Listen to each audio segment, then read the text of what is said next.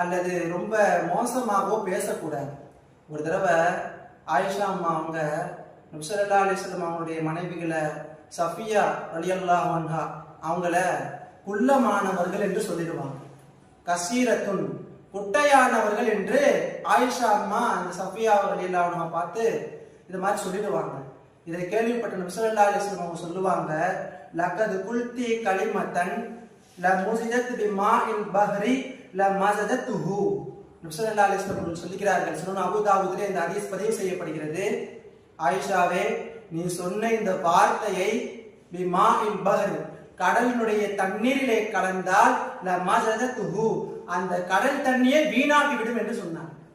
நீங்க சொன்ன அந்த இழிவா பேசிய அந்த ஒரு வார்த்தைய கடலிலே கலந்தோம் என்றால் கடலே நாசமாகிவிடும் என்று நபி ஸல்லல்லாஹு அலைஹி வஸல்லம் சொன்னார்கள். அப்போ பிறரை பற்றி நாம் பேசும் பொழுது இழிவா